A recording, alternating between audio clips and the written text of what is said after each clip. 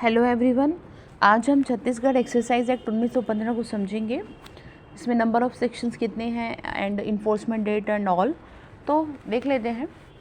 इसकी enforcement date है 1 नवंबर 2000। ये होल ऑफ छत्तीसगढ़ पे एप्लीकेबल होगा। इसमें सेक्शन 69 है और अगर 6 को हटा दें तो चैप्टर इसमें 9 है, शेड्यूल इसमें 2 है। अब now section 2 is talking about definitions. 2 का 6 बात करता है, जो इम्पोर्टेंट है वही कर रहे हैं डिस्कस, और इसके अलावा कुछ नहीं करेंगे। तो 2 का 6 बात करता है एक्सरसाइजेबल आर्टिकल्स की। किसको कहेंगे आप?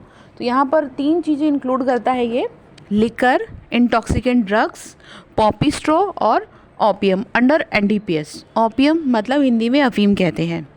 2 का 6 ए बात करता है एक्सरसाइज ड्यूटी की। एक्सरसाइज ड्यूटी कहाँ पर डिफाइन है ये भी बात करता है, और किसी आप कहेंगे एक्सरसाइज ड्यूटी। तो काउंटर विलिंग ड्यूटी तो रीड भी करेंगे कॉन्स्टिट्यूशन के शेड्यूल 7 लिस्ट 2 की एंट्री नंबर 51 से। तो हो सकता है यहाँ पर क्वेश्चन फंस जाए कि कौन से शेड्यूल में एक्सरसाइज ड्यूटी की बात की गई है। तो हमें ध्यान रखनी है ये बातें कि 7, उसके बाद एक्सरसाइज ड्यूटी हो गई। अब वो ड्यूटी कॉमन सेंस लगा के समझना है, कुछ नहीं है ऐसा। कौन आप पर लगाएगा? तो ऑब्वियसली एक्सरसाइज ऑफिसर लगाएगा। तो 2 का 7 बात कर रहा है एक्सरसाइज ऑफिसर की। तो कलेक्टर यहाँ पर इन्होंने क्या रखा है, और any officer appointed in section 7 of the act called exercise officer. 2 का 8 बात कर रहा है एक्सरसाइज रिवेन्यू की। तो कौन सा रिवेन्यू यहाँ पर है? तो revenue derived from duty, fees, penalty, payment. इतना हो गया। अब 2 का 9 बात करते हैं एक्सपोर्ट की। स्टेट के बाहर कोई चीज़ जाना, बट वो कस्टम फ्रंटियर नहीं होना चाहिए, इतना हमें ध्यान रखना है। अब आ जाते हैं मेन मुद्दे पे, इंटॉक्सिकेंट। 211 ए बात करता है इंटॉक्सिकेंट। क्या चीज़ इंक्लूड करता है ये? तो लिकर और इंटॉक्सिकेंट ड्रग्स। तो उसके बाद 12 बात करता है इंटॉक्सिकेंट ड्रग्स की। इंटॉक्सिकेटिंग ड्रग्स क्या होता है तो ये ध्यान रख लेना है।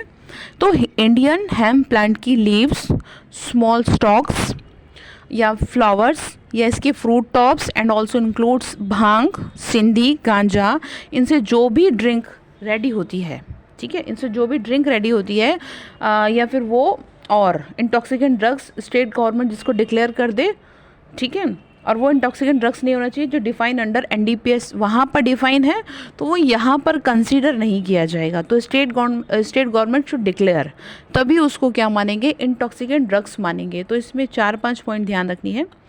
इंडियन हेम्प प्लांट की leaves, small stalks, flowers, fruit tops, bhang, siddhi, ganja, और एंड स्टेट गवर्नमेंट के अकॉर्डिंग जो डिक्लेयर करे, बस।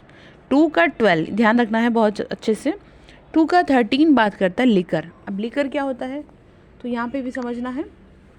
Liquor means any intoxicant drugs, any intoxicant drugs and spirit of wine, beer, spirit, toddy and जितने भी लिक्विड फॉर्म में हैं जिनमें अल्कोहल होता है या any substance declare by state government, ठीक है। तो ये हो गया यहाँ पर, या एनी सब्सटेंस, ठीक है, डन। उसके बाद 2 का 14 मैन्युफैक्चर की बात करता है। ये मोस्ट इंपॉर्टेंट है। मैन्युफैक्चर क्या है यहाँ पर?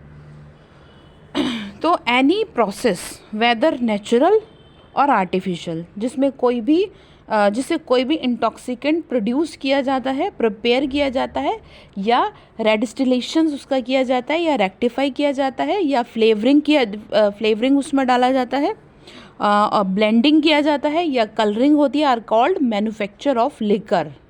इस तरह से उसको मैन्युफैक्चर करते हैं। 2 का 17 बात करता है स्प्रिट की। एनी लिकर जिसमें अल्कोहल ऑब्टेन किया जाता है, अल्कोहल ऑब्टेन किया जाता है, स्प्रिट किया जाता है, और डिस्टिलेशंस के थ्रू किया जाता है। तो ये ध्यान रखना है। 2 का 14 बात करता है मैन्युफैक्चर का। नंबर ऑफ सेक्शंस यहाँ से पूछेगा, इंटॉक्सिकेंट ड्रग्स का पूछ लेगा। 2 का 12 बात करता है, 12 और 14 इस तरह से ध्यान रखना है। बाकी आगे देखते हैं।